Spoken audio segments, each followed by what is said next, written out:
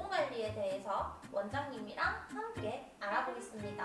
모공이 커지는 원인은 딱 세 가지로 분류할 수 있습니다. 첫째, 피지가 과도하게 분비돼서 늘어나는 피지형 모공. 둘째, 탄력이 떨어지면서 세로로 늘어지는 노화형 모공. 셋째, 과한 자극으로 피부가 지쳐서 벌어지는 자극형 모공. 내 모공이 어떤 상태인지부터 알아야 제대로 관리가 됩니다.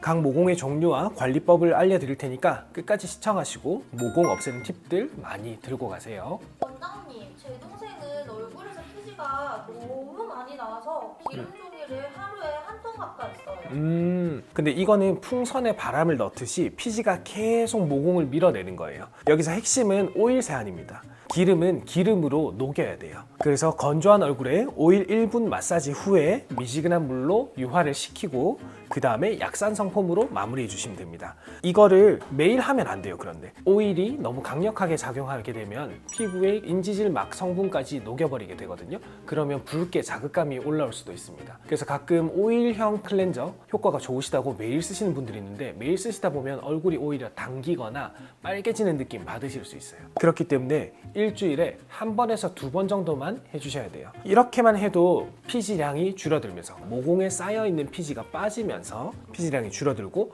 모공이 점점 조여지는 걸 보실 수가 있습니다. 이런 분들 같은 경우에는 저희 병원에서 피부 진단기 사진을 찍으면 모공마다 식물이 하나씩 심어져 있는 것처럼 피지가 하나하나 심어져 있어요. 이거는 충분히 우리가 오일을 통해서 녹일 수 있기 때문에 집에서 관리가 가능합니다. 원장님, 그럼 이런 분들은 어떤 시술을 받아야 될까요? 시술 중에서 도움이 되는 게 많겠지만 1번, 피지 분비를 줄이는 게 가장 중요하겠죠. 피지 분비를 줄이려면 우리가 백금이나 금 이온을 활용해서 레이저를 쏘아서 피지샘을 터뜨리는 PTT 레이저, 그리고 예전에는 PDT 레이저라고 불린 것도 있는데 PTT 레이저 같은 경우에는 우리가 백금 이온이 피지샘 안으로 들어가서 거기에 레이저를 반응시키면 피지샘이 파괴가 됩니다. 그러면 하루 이틀 정도는 피지샘이 파괴되면서 얼굴이 약간 예민해지고 붉어지지만 결국에는 피지 분비량이 확 줄어들게 돼요. 그래서 여름철에는 피지 분비량이 많을 때 한 달에 한 번 정도만 3번씩 PTT 레이저를 받아도 그 여름은 피지 분비 없고 개기름 적은 여름을 보내실 수 있어요. 원장님, 그럼 피부에 힘없이 밑으로 쭉 세로로 모공이 늘어난 건 뭐예요? 자, 그거는 탄력이 떨어져서 생기는 노화형 모공입니다. 이런 분들을 우리가 피부 진단기로 사진을 촬영했을 때는 특히 나비존 근처 이렇게 쭉쭉 길어지는 마른 목골 형태의 모공들을 관찰할 수 있어요. 이럴 때는 세 가지는 꼭 챙겨주셔야 됩니다. 1번, 수분. 이거는 누가 뭐라 해도 가장 중요한 거예요. 히알루론산 같은 수분 세럼 쓰시고 그 다음에 병원에서 수분 공급할 수 있는 스킨 부스터 시술 하시는 게 굉장히 중요하고, 두 번째는 콜라겐 자극하는 거.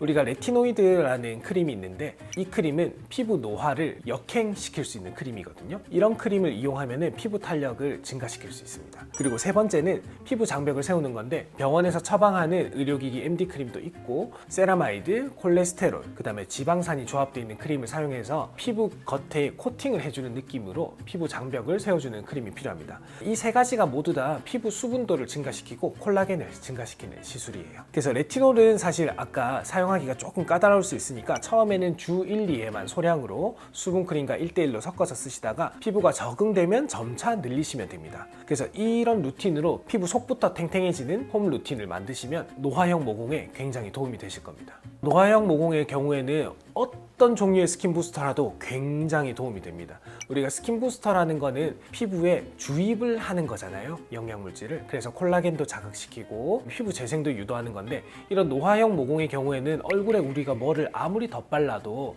제대로 흡수하지 못하는 경우가 많습니다. 이럴 때는 강제적으로 주입을 시켜서 피부의 나이를 거꾸로 돌려버리는 게 굉장히 효과적입니다. 그래서 주베룩, 리쥬란, 리즈네 같은 기본적인 스킨 부스터뿐만 아니라 다양한 콜라겐을 자극하는 스킨 부스터, 그리고 피부 재생을 도와주고 물광 성분으로 채워주는 그런 스킨 부스터들 다 도움이 되니까 어떤 병원에서든 이벤트 하시면 꼭 찾아가셔가지고 스킨 부스터 하시는 거 추천드립니다.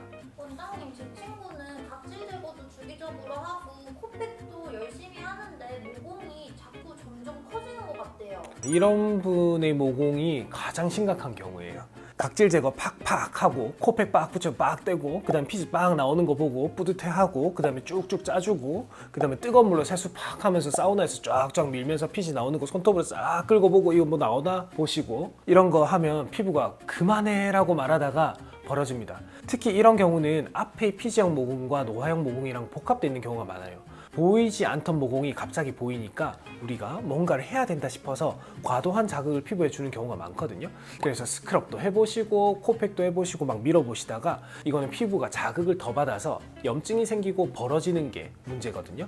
그래서 이럴 때는 오히려 무엇을 덜 하는 게 치료입니다. 또 이런 분들이 여드름이 많은 트러블이 많은 경우가 있어요. 트러블이 많아서 뭔가 많은 스크럽이라든지 자극성 화장품을 쓰게 되면 이게 또 더 자극이 돼가지고 또 손이 가게 됩니다. 그러면은 우리가 흔히 말하는 곰보 자국 같은 여드름 흉터가 되는 거죠. 그래서 이럴 때는 미온수로 세안하시고 약산성 클렌징 폼을 이용해서 살살살살 세안하시는 게 중요하고, 화장품의 경우에도 알코올이 들어가지 않은 저자극 수분 토너를 사용하시고 진정 크림이 들어간 성분을 써주면 더 좋겠죠. 그리고 각질 제거, 스크럽, 뭐 코팩 이런 거는 최대한 멈추세요. 최대한. 여기 껍데기가 보여서 스크럽을 해야 되겠는데요? 아니에요. 피부 턴오버 속도가 굉장히 느려졌기 때문에 각질이 덜 떨어져서 붙어 있는 겁니다. 그래서 피부가 회복되면 그거는 자연히 좋아지니까요. 그런 거는 스톱 해주시는 게 필요하겠고, 이렇게 단순하게 일주일만 가도 피부가 이제 좀 살겠다 하면서 과도하게 벌어졌던 모공이 조금씩 조여집니다. 원장님, 사실 이거 저예요. 저 무슨 시술 받아야 돼요? 써마지 6개월마다 한 번 받고 있으니까 괜찮습니다. 물론 이런 써마지나 올리조 같은 고주파 시술들은 피부가 예민한 상태에서는 오히려 또 더 붉어질 수 있기 때문에 주의하시는 게 좋고, 이럴 때는 많이 손대지 않는 게 중요하기 때문에 자극이 없는 장비들을 써주는 게 중요한데, LDM 같은 수분 관리를 지켜주는 거, 그리고 윈백 같은 부드러운 고주파를 쏴주는 장비, 이런 걸 이용해서 피부 장벽을 세워주는 게 굉장히 중요합니다. 그래서 모공 관리에 있어서 생활 습관은 절대 무시 못합니다. 세안은 항상 미온수로 하시고, 극단적인 뜨거운 물이나 모공을 쪼기 위해서 너무 차가운 물로 한다면 그 뒤에 자극감이 더 강하거든요. 그래서 가급적이면 체온과 가장 유사한, 아니면 체온보다 1, 2도 정도 낮은 물을 이용하시는 게 좋고요. 그 다음에 선크림은 매일 발라주시고, 아침에 바르셨으면 최소 점심에 한 번은 재도포 다시 발라주시는 과정이 필요합니다. 그리고 진짜 중요한 건데, 손으로 절대 만지지 마세요. 손으로 만져서 도움이 되는 경우가 거의 없어요.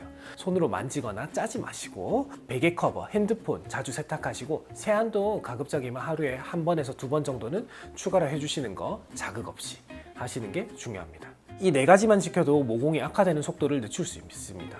모공은 직접적인 모공 자극도 원인이 되지만 우리가 계속 손을 대고 자극을 하기 때문에 염증이 유발돼서 그 부분이 더 커지는 경우가 많거든요. 그래서 손대서 덧나는 경우가 많기 때문에 최대한 손이 안 가는 상황을 만들어 주시는 게 중요합니다. 이게 끝이 아닙니다.